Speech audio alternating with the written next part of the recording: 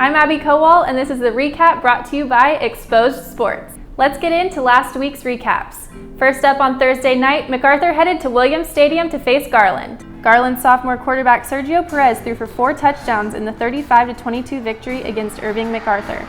3 of those were to Jordan Hudson, totaling 130 yards receiving. MacArthur's 3 touchdowns came from Jose Feliciano with a fumble recovery as well as 72 yards in receptions. Next, we head out to McKinney ISD in their $70 million stadium where Garland Naaman Forest took on McKinney Boyd.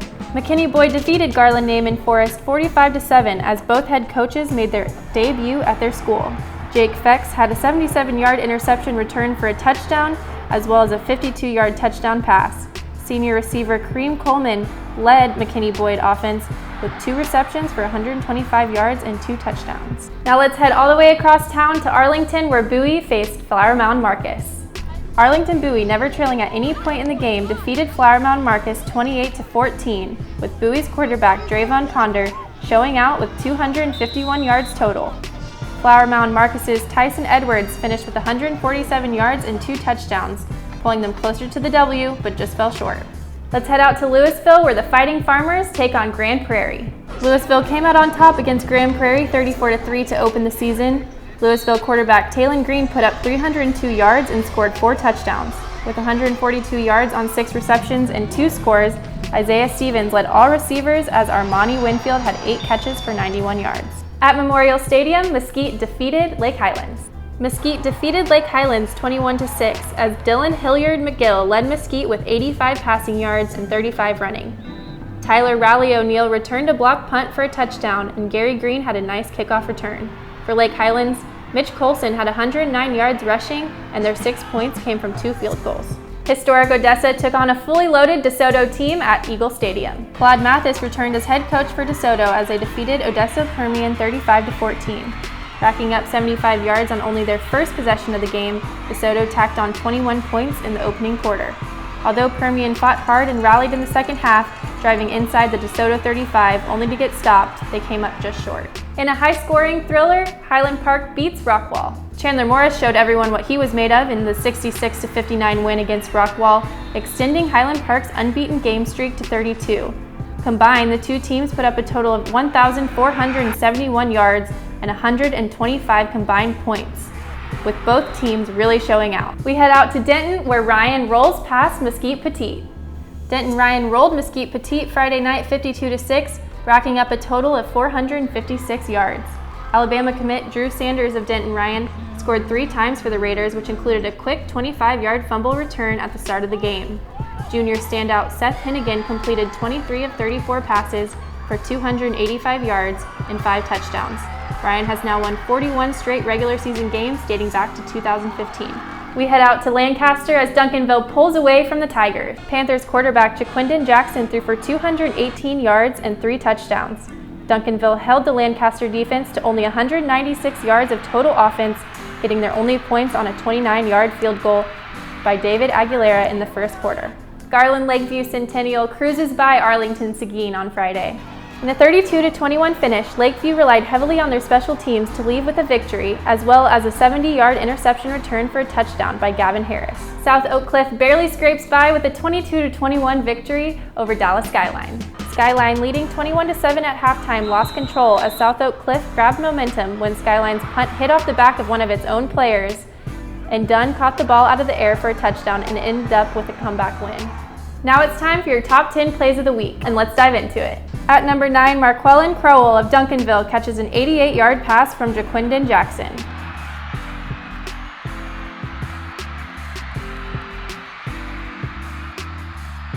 This guy again as Jimmy Volson is back as he takes the number 8 spot with another reception of 81 yards from Drayvon Ponder.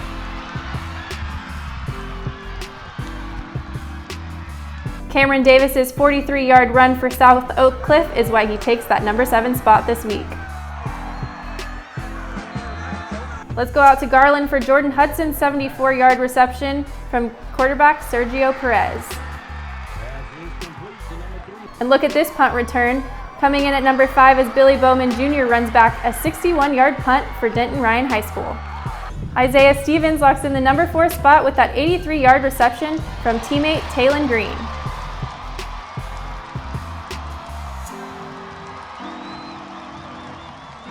And now for your top 3, Gavin Harris of Garland, Lakeview Centennial with a solid 70-yard interception return for a TD.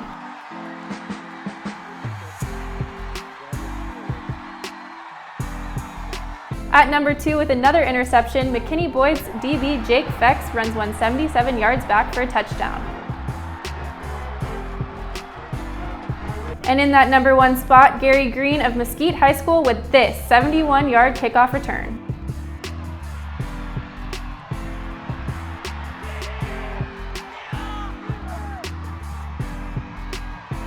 Did we forget a play? Hey, sometimes it happens. If we did, slide into those DMs and let us know. And here are your top players of the week. For Offensive Player of the Week, we have Chandler Morris, Highland Park's quarterback, with 664 yards, setting a Highland Park record on Friday night. Falling behind to number 5 ranked Rockwall 21-7 after the first quarter and 31-14 in the third, Morris made his mark. He completed 27 of 43 passes for 479 yards and 5 touchdowns, as well as 185 rushing yards and 4 touchdowns. There is no question that Morris made the list this week. Jake Fex comes in as a Defensive Player of the Week, and he's another one that had a standout performance with a 77-yard interception return for a touchdown, as well as scoring on a 52-yard touchdown pass in the first half. He led McKinney Boyd to a 45-7 win over Garland, Naaman Forest and proved to be one of the Players of the Week this week. This was Exposed Sports Top Players of the Week. Do you guys agree? Let us know. Here are your top 3 upcoming games of the week.